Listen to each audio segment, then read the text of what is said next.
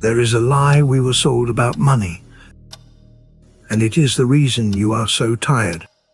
In 1971, a decision was made that quietly changed every dollar you would ever earn. Nobody told you, and almost nobody noticed. The hands of the old watchmaker had not stopped shaking for 3 years. It was a Tuesday afternoon in the autumn of 1987 when Elias finally sat down across from a young bank manager in Lancaster, Pennsylvania. He placed his scarred, trembling fingers flat on the desk, the way a surgeon might after his last operation, and asked for a mortgage. He had spent 22 years saving for this moment. 22 years of skipped Sundays, ruined eyesight, and brass dust in his lungs. Every Friday, for over 2 decades, he had taken his paper bills and locked them inside a heavy iron box beneath his floorboards. He was saving for a quiet piece of land, not a mansion, not a yacht, just a few acres with enough room for apple trees and silence. The young banker, a kid in a pressed suit who looked like he'd never held a wrench, glanced at Elias's paperwork, turned to his computer and typed a few numbers into a glowing screen. He hit the enter key. In less than 3 seconds, tens of thousands of dollars appeared in an account. The banker didn't open a vault. He didn't count out the labor of other working people. He simply conjured purchasing power out of nothing, out of absolute thin air.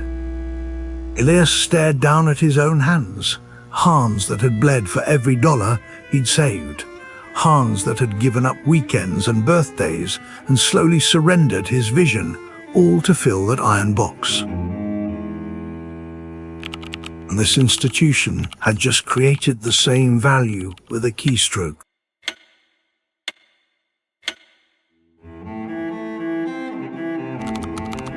How Elias ended up in that chair and what he did when he finally understood what he was looking at is a story that will change how you see every dollar you've ever earned.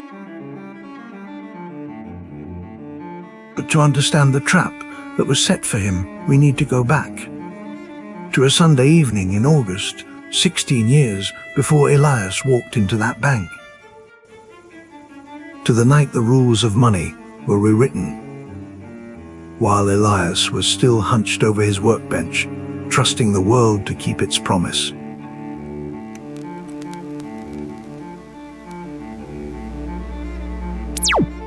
If you're the kind of person who watches videos like this, not for entertainment, but because something in your gut has been telling you the math doesn't add up, then this channel was built for you. Subscribe to Run Mouse Run. And stay with me through this one, because the moment that changed Elias's life is the same moment that is quietly shaping yours right now. Lancaster, Pennsylvania, 1970.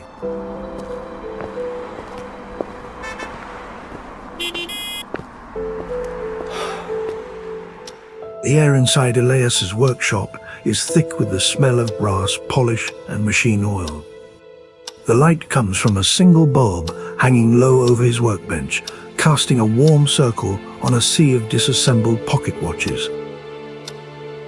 Elias is a master watchmaker, a quiet man, and a man who speaks with his hands and measures his life in the weight of springs and the precision of gears. All day, every day, he listens to the ticking of 100 watches, each one slightly different, each one a voice in a chorus only he can hear. Elias understands time better than almost anyone. He knows it moves in one direction. He knows it cannot be recovered. And he believes, with the same certainty he believes the sun will rise, in a sacred, unspoken contract If he trades his irreplaceable hours and his slowly fading eyesight to do honest, skilled work, the money he earns will hold that value. Dollar for dollar, hour for hour. In 1944, 44 countries made a deal. Every $35 would be backed by 1 ounce of gold, locked in a vault beneath the streets of New York. A dollar was not a number. It was a receipt. A claim on something physical that had been pulled from the earth by human hands. It meant that no government could simply print more money.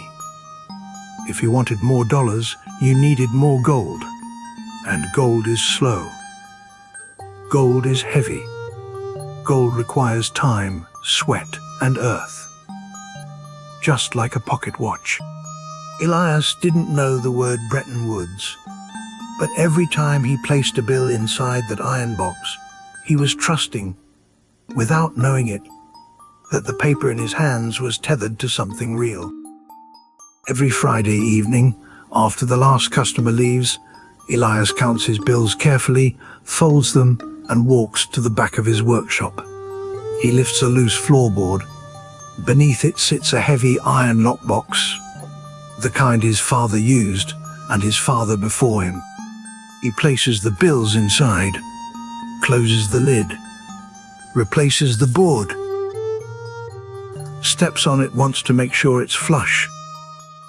This is Elias's retirement plan, his pension, his promise to himself that one day, when his hands can no longer hold a jeweler's screwdriver, he will own a few quiet acres somewhere outside the city, a place where the only ticking he hears is the one inside his own chest. He doesn't know it yet. He couldn't possibly know it. But in less than a year, a man in a suit behind a heavy desk in Washington is going to reach under Elias's floorboards and start emptying that box. And the worst part? Elias won't notice for 20 years. It happened on a Sunday evening. The small black and white television in the corner of Elias's workshop crackled to life. He barely looked up. He was adjusting the hairspring on a 1940s Hamilton.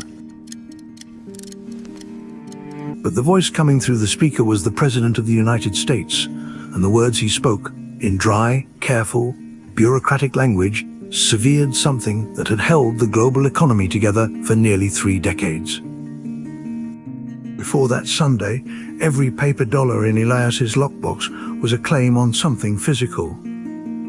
Specifically, it was a receipt for gold, real gold. The kind that required human sweat, enormous machines, and irreplaceable time to pull from the earth. Like and subscribe. A dollar had weight, not because the paper was heavy, but because it was tethered to something that was. But the United States had been spending the gold faster than it earned it. Wars, programs, military bases in 30 countries. Every dollar that left the vault was a dollar the government had promised to back with metal. By the late 1960s, foreign governments started doing the math. France sent a warship, literally a warship, to New York Harbor to collect its gold from the Federal Reserve. Other countries followed. One by one, they came with their paper and asked for the metal. And the vault was emptying. By 1971, the reserves covered less than a quarter of the dollars in circulation. The rest was unsupported paper, receipts for gold that no longer existed. So on a single weekend in August, 15 men in a room at Camp David, not Congress, not a public vote. The president went on television and cut the cord. He used the word temporarily. It was never reversed. And from that moment forward, money was no longer tied to anything you could touch, weigh, or hold. Fiat currency was born, from the Latin word fiat, meaning let it be, money by decree. Money because the government said so. Here is what changed for everyone who worked and saved. Before that Sunday, creating money required finding something real. After that Sunday, creating money required only a decision. And every new dollar created made every old dollar, including every bill inside Elias's iron box, worth a little less. The word for this is inflation. But that word makes it sound like weather. It isn't. It is architecture. Elias turned off the television and went back to his gears. He didn't understand the announcement. Most Americans didn't. It sounded like policy. It sounded technical. It sounded like something that happened far away to other people. But what the president had actually done was remove the lock from Elias's iron box and give every government, every central bank, and every financial institution on earth the ability to create money without ever creating value. And what happened next is the reason you are so tired right now.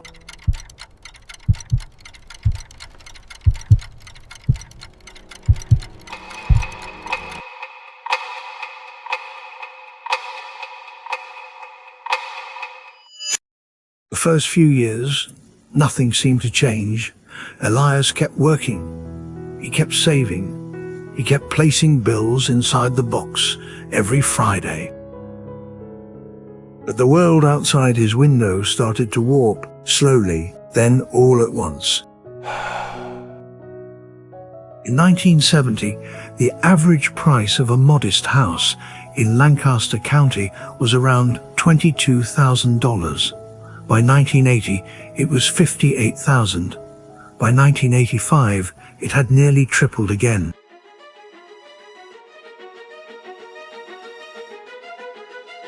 Elias watched the price of lumber climb. Then groceries doubled. The cost of heating his workshop in winter quietly tripled.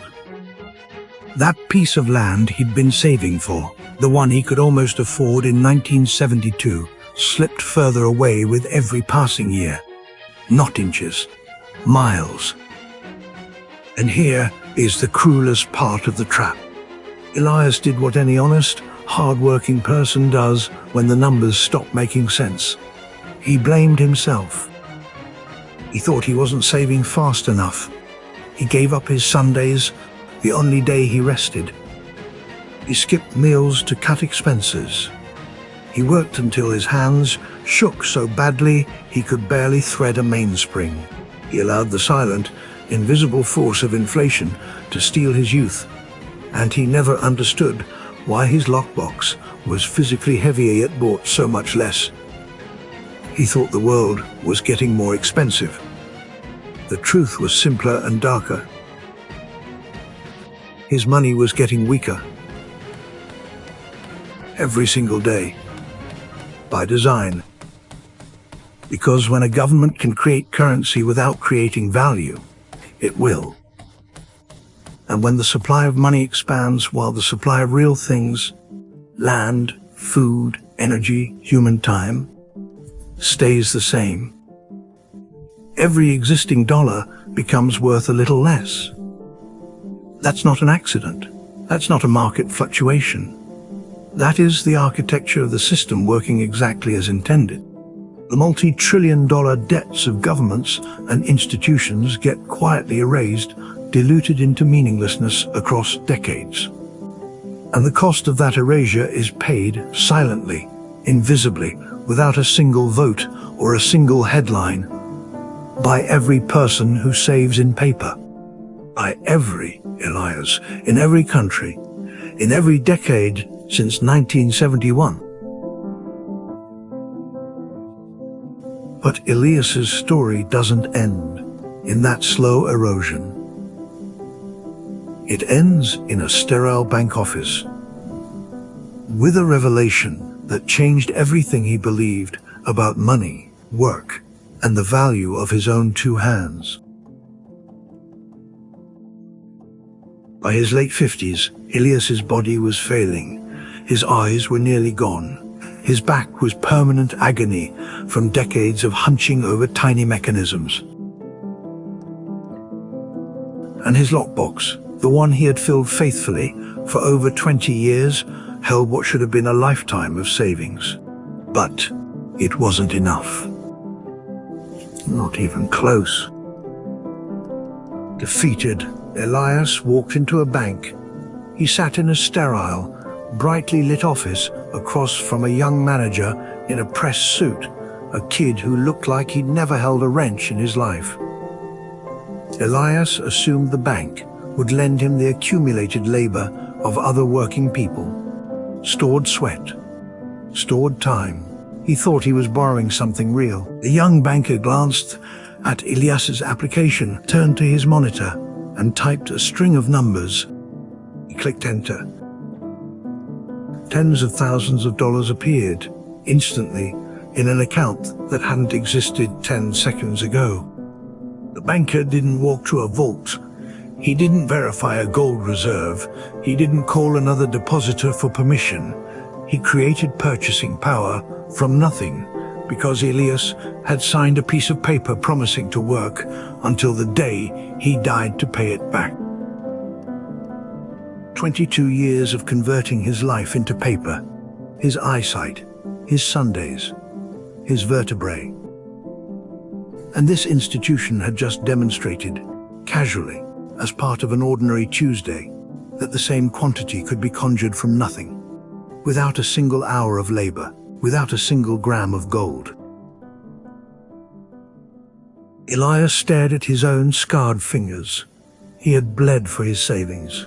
He had sacrificed his vision, his weekends, his children's birthdays. Every dollar in that lockbox represented hours of his life he would never get back. And this institution had just manufactured the same number, with a keystroke, in 3 seconds. But there was a final twist, a darker layer beneath the one he'd already uncovered. Elias was told he owed the principal amount plus interest, but the bank only typed the principal into existence. The money to pay the interest, it was never created. It didn't exist anywhere in the system. For Elias to pay his debt in full, someone else, somewhere in the world, had to walk into another bank, sign another promise, and borrow new money into existence. And that person would owe interest too. And so the next person after them. The entire global economy, unmasked in that fluorescent office, was not an engine of progress. It was a loop, a machine that required an infinite, expanding spiral of human debt just to keep itself running. Every new dollar created diluted every old dollar saved. And the people who built that machine were never the ones who paid the price. Elias sat in that office chair for a long time, but what he felt, sitting across from that young banker, staring at the number on the screen, wasn't despair. It was relief, the deepest, most profound relief he had ever experienced. The crushing weight he had carried for 20 years, the shame, the self-blame, the gnawing feeling that he was somehow falling behind because he wasn't good enough, simply evaporated. Like fog burning off a field at sunrise. He hadn't failed. He wasn't lazy. He wasn't stupid. He had just been playing an honest game of chess against a casino that owned the printing press. When you finally see the bars of the cage, you stop blaming yourself for not being able to fly. Elias didn't sign the loan. He stood up. He walked out of the bank. And he went home. He pulled the iron lockbox from beneath his floorboards. He knew the paper inside was bleeding value with every passing hour. So he got rid of it. All of it. He stopped hoarding money that was designed to melt. And he started converting it into things that were real. He bought a smaller piece of land than he'd dreamed of. But he bought it outright. No debt. No interest. No promise to a machine. He purchased heavy steel tools that would outlast him. He planted apple trees and walnut trees. Investments that would take 10 years to mature, but would feed his family for 100. He stopped saving in paper and started saving in wood, soil and skill. He taught his neighbors how to repair their own engines and clocks. In return, they helped him build a workshop on his new land. He created a network of favors and trust, a web of real human connection that no central bank could ever print, dilute, or inflate away. Elias stepped off the treadmill entirely. He still fixed watches, but only the ones he found beautiful. He reclaimed his time. The modern economy wants you on that treadmill. It needs you anxious. It needs you feeling perpetually behind. Because as long as you believe that one more promotion, one more raise, one more year of sacrifice will finally close the gap, you will keep signing the loans. You will keep turning the gears. You will keep trading irreplaceable hours of your only life for paper that was engineered to lose its value before you can spend it. Your exhaustion is not a personal failure. You are not tired because you aren't working hard enough. You are tired because you are running on a treadmill that was specifically built to move faster than you can. Elias figured it out at 58. Some people figure it out at 70. Some people never do, but you are watching this right now. And that means something has already shifted inside you. Some quiet alarm that went off in the back of your mind weeks or months ago, telling you that the math doesn't add up. That the script you were given doesn't lead where they promised. That alarm is not anxiety. That alarm is clarity. I want to leave you with one question tonight. Look past the screens, past the banking apps and the portfolio numbers and the monthly statements. Look at your life with Elias's eyes, the eyes of a man who finally saw the cage for what it was. If the digital ledgers were wiped clean tomorrow morning, every account, every balance, every number on every screen, what would you still have? What do your hands actually know how to do? Who would show up at your door? That's where your real wealth has been hiding. It was never in the lockbox.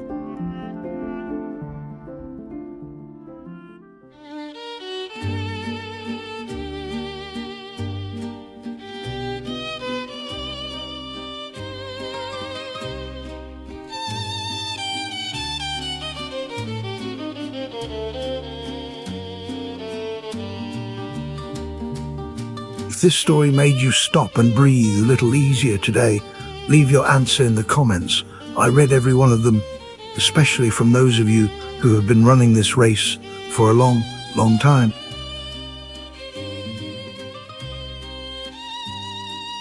And if you're ready for the next story, there's one waiting. That video is on your screen right now. The maze is only terrifying when you don't know you're inside it.